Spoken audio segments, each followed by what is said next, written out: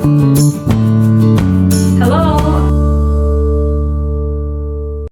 everyone, and welcome to my channel and to this video. Today I will be using this reference photo from Unsplash to paint this beautiful landscape, seascape and sunset, and I hope you will join in and maybe try it yourself.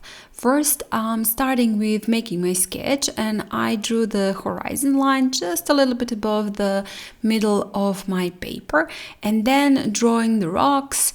I'm drawing a couple of smaller ones and a couple of larger ones, nothing complicated or difficult to draw.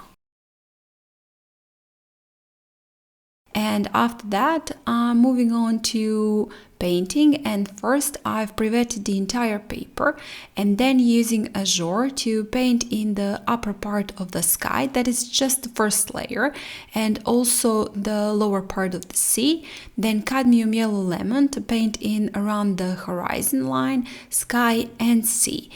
And afterwards I will also use some Mother Lake red light while the paint is still wet, so it is mixing slightly with Azure and creating some purple color, and I'm using it in the lower part of the sea.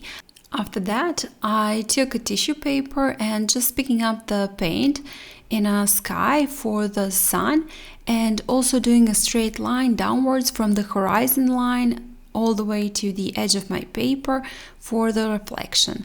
Then I took a little bit more of cadmium yellow medium and just painted in around my sun, adding it just a little bit more glare and making it stand out a little bit more, because that part around the sun was very bright and the sun wasn't almost visible at all. So I've just added a little bit of cadmium yellow medium and then smudge it around it.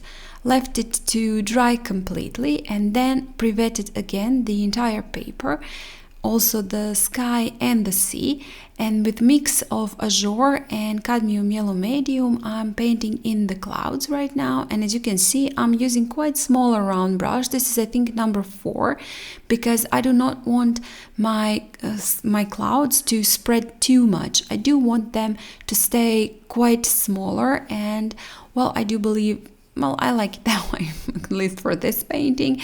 So I am using a smaller brush for the upper part, smaller round brush, and for the lower part near to the horizon line, I'm using a script brush to paint in even thinner, smaller clouds, because you know the paper is wet, and when you add paint on it, it will bleed slightly. So that is the reason I was using the smaller brushes. I did not want it to bleed too much. And then again with cadmium yellow medium and raw sienna, I painted in the part of the sky that is further away from us, because I do want that part to be reflecting sun. I do want it to be quite yellow, and the part beneath the rocks, I do want it to be a little bit darker. So there I'm adding some indigo mixed with Azure and also some Mother Lake red light. Again, I left it to dry completely, and then with this larger round brush I just pre-wetted it just above the horizon line. Since I turned the paper around, that is above the horizon line, I find it to be easier to paint it that way, for me at least. If not for you, you don't have to turn around your paper, but I do make it easier for myself when turning around. It is easier to make a straight line and to paint beneath that line.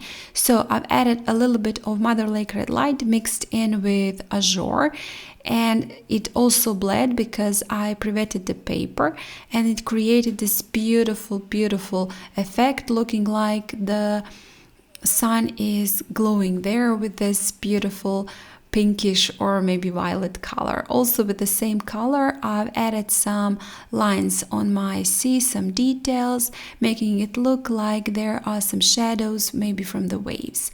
And then with mix of neutral black and indigo, I've painted in the horizon line, but as you can see, not the entire horizon line. I left those parts on the right and left without painting. I will be adding a little bit later on some paint there, but for now I've painted in that part because there is some shore or maybe some buildings on it. So I'm just, as you could have seen, I'm just adding those buildings, just stopping in, not painting it anything particularly, just adding those little lines. And then with a smaller detail brush, I'm painting in the sailboats, first the boat and then the sails. And I wanted to say that I'm not sure if you're new to my channel or not, maybe you watched my videos before, but if you're new to my channel, I have lots of videos, tutorials on watercolors, I think over 200 tutorials. So please do go ahead and check it out. I also provide free sketches for lots and lots of them to make it easier on you, especially if you're a beginner. Well, definitely they help, and you can join in and paint with me, paint following my tutorials, make it easier for yourself because you don't need to sketch yourself. And people usually ask me, well, that's the worst part, I don't know how to sketch. So I've decided to, well, provide free sketches for you. Links for the sketches are always down in the description box. After finished with my sailboats, I'm just adding a little bit of reflection in the sea, and for that I've used again that mix of raw sienna and cadmium yellow medium, and just wiggled my brush, painted lines, just wiggling my brush. And right now, as I said earlier, adding that line with mix of Azure and Mother Lake Red Light, and then adding a little bit more yellow around my sun.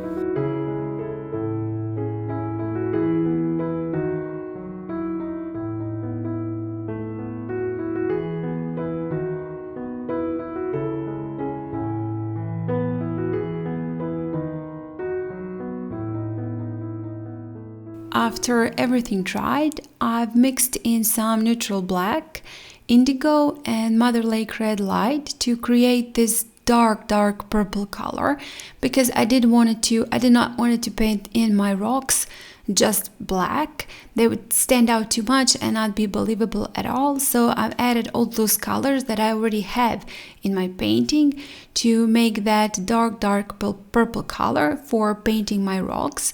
And when I painted the rock, I'm doing the reflection, and I've wetted the paper beneath the rock and then just smudging paint downwards, creating the reflection in the water. And in the same way, I will be painting all the rocks.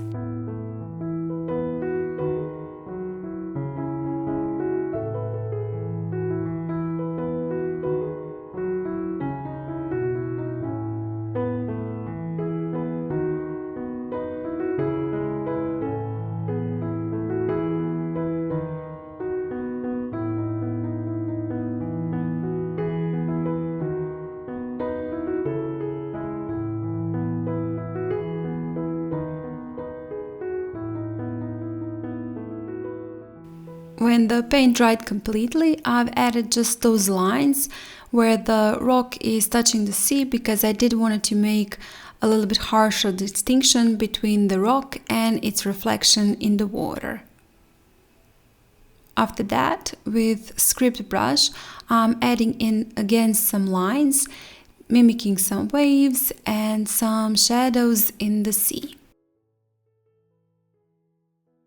I did want to make that part a little bit darker, so I did add a little bit more pigment there. And when it dried completely, again, I've added just a little bit more. You know, when your watercolors dry, they are lighter. So I did know how dark I wanted that part to be. So I was adding layers until I was satisfied. So just keep doing that. If you find your part of the sea beneath the rocks too light, just add as many layers as you think needed to make it dark as you want it. And with that, I'm finishing off this painting and of course this video. Thank you guys a lot for watching, for all your support. I really do appreciate that a lot. I hope you like this video, and if you do, please hit the like button, share it, comment. I always love to hear your comments. And if you haven't still, please subscribe to my channel. That would also mean so much to me. And if you want to go a step further, consider joining my channel. More about that you can find out if you press that join button next to the subscribe button, listen to the offer, and then decide whether or not you want to join. And without further ado, thank you again for watching, and I hope I'll see you next time. Bye!